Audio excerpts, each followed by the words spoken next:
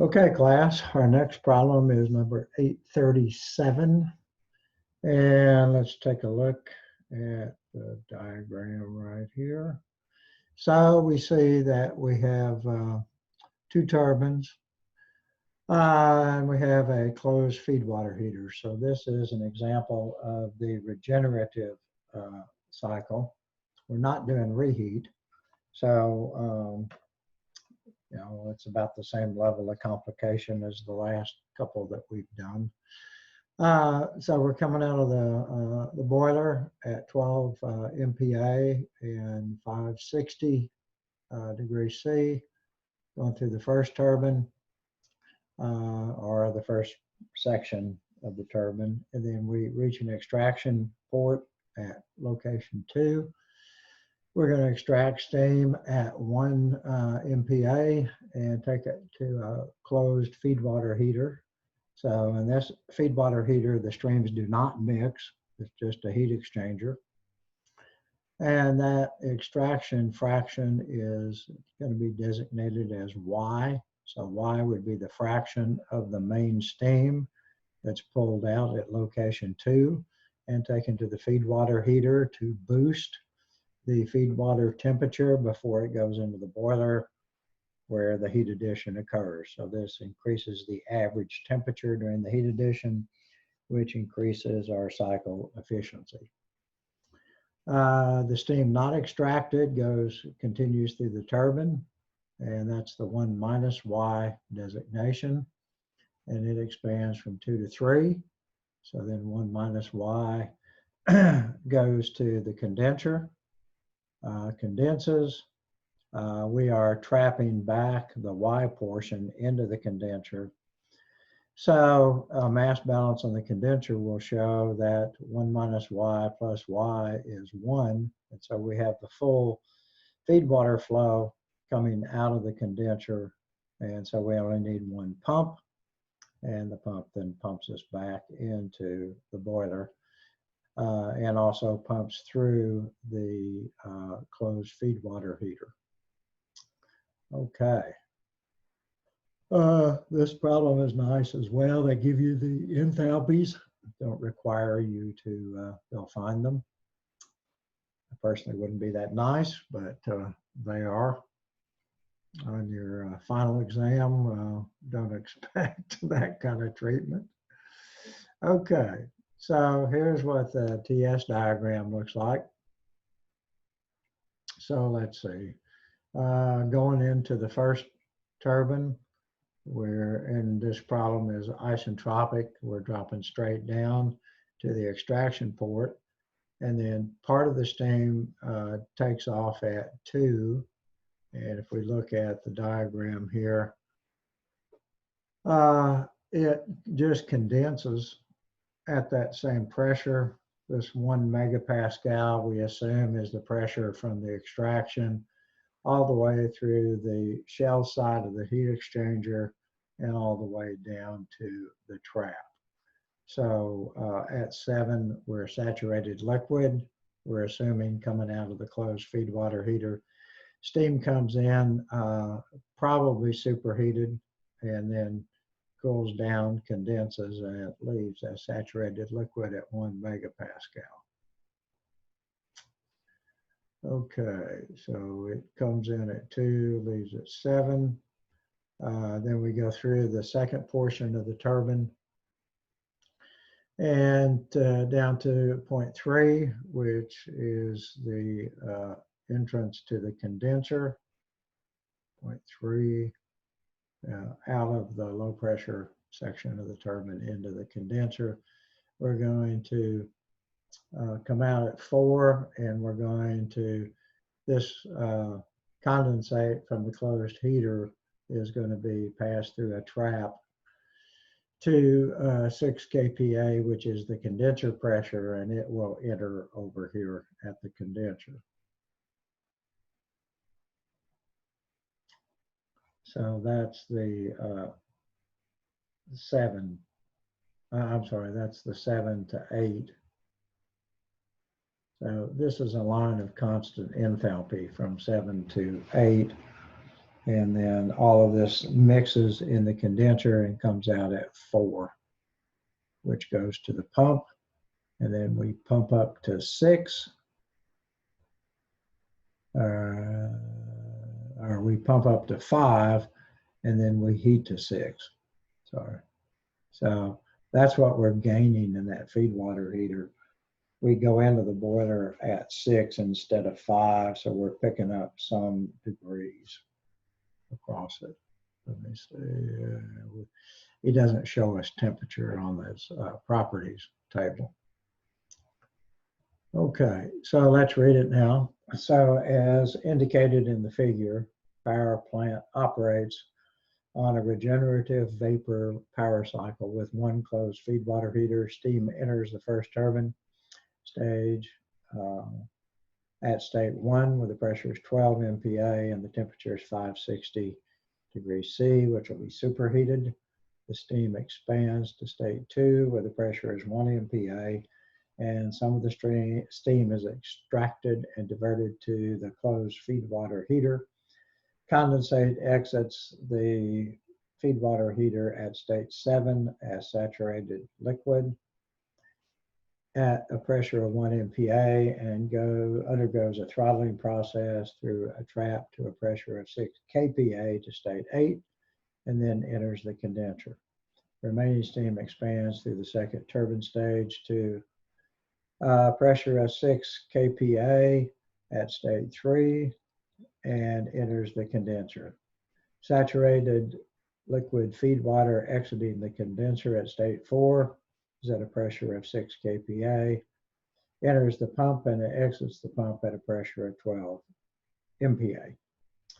Feed water then flows through the closed feed water heater exiting at state 6 with a pressure of 12 MPa. Net power for the cycle is 330 megawatts. For isentropic processes in each turbine stage in the pump determine cycle thermal efficiency, mass flow rate into the first turbine stage in kilograms per second, rate of entropy production in the closed feed water heater in kW per K, and the rate of entropy production in the steam trap in kW per K. Okay, so let's go ahead and get to it. So you can read the engineering model. It's kind of our standard.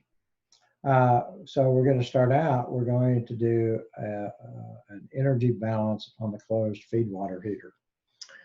So we write that Y times H2 is coming in and Y times H7 is leaving. So they're on opposite sides of the equal sign. And then this is the entire flow. So the flow coefficient is 1. So this is H12 in and H6 out. Okay.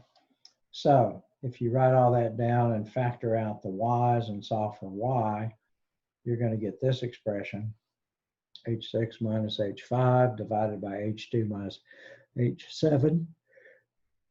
And since you're given enthalpies, you plug the numbers in and we get 0.215 or 21.5% of your main steam coming in at 1 is extracted at 2. The rest of the steam goes on through the turbine. Okay, so for the control valve surrounding the control volume surrounding the turbine stages, we see that the rate of doing work of the power per unit mass for the turbine is just, for the first stage is H1 minus H2. And then we have the multiplier 1 minus Y1, which is 0.215 times H2 minus H3 will give us the total rate of turbine work per unit mass of main steam. Plugging the numbers in, we see that we get 1283.5 kilojoules per kilogram of main steam. And for the pump, if we go back, the pump is handling the entire, the pump is handling the entire flow from 4 to 5. And so that's just H4 minus H5. We're given the numbers for enthalpies. So the pump work, the rate of pump work for unit mass is 12.07 kilojoules per kilogram. The working fluid passing through the steam generator or boiler, if we go back up, we have the entire flow, and it's just going to be H1 minus H6, which we have right here. Plug the numbers, and you get 2899.6 kilojoules per kilogram. This makes the efficiency. This is the pump, the total turbine work. This is the pump work. Subtract them off. That's net work divided by the heat input in the boiler. And this is all per kilogram. The arithmetic comes out 43.8%. So if the net, let's see. Okay, so we can write an expression that the net work for the cycle, which is going to be the mass flow rate at 1 times the specific turbine work minus the specific pump work. So this will allow us, since we know the total work for the cycle is 330 megawatts, then this will allow us to solve for the mass flow rate. So again, this is the 330 megawatts. The megawatts is 1,000 kilojoules per second per megawatt, just transforming the units. And then this is the total turbine work minus the pump work. So that's the net work.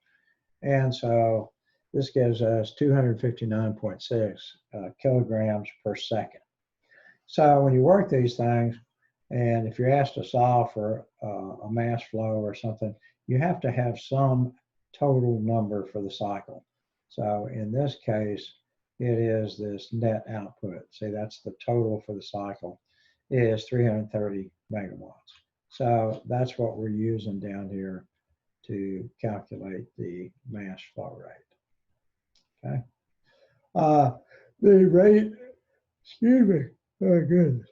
The rate of entropy production in the closed feed water heater is determined using the steady state form of the entropy rate balance. So we're steady state, so the dSCV dt is 0. And we don't have any heat transfer terms on this closed feed water heater.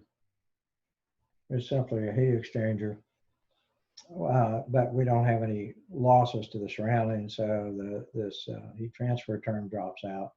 And so we got the summation on the inlets of m dot I times S, the specific entropy at I, minus the summation on the exits of m dot E times the specific entropy at E, plus the rate of entropy production. So we're going to solve this for the rate of entropy production, which we do. And then we simply expand the summations, as we've got 6 coming in and 7 coming in and 5 going out and 2 going out. So we simply write, we could factor out m dot 1. And when we do, we can write this expression, and then we know the extraction fraction, 0.215. So we plug all of these in, and this gives us the rate of entropy production, which is 73.35 kilowatts per degree Kelvin. Heat transfer between a finite temperature difference within a closed feed water heater is a source of irreversibility that produces entropy.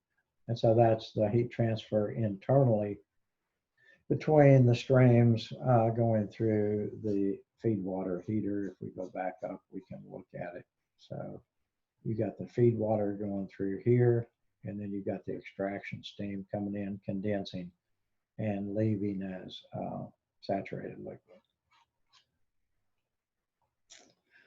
Okay, let's see. I think we're down to D, which is the rate of entropy production in the steam trap is determined using one inlet, one exit, a steady state form of the entropy rate balance. Again, we assume that steam trap is not really losing significant amounts of heat.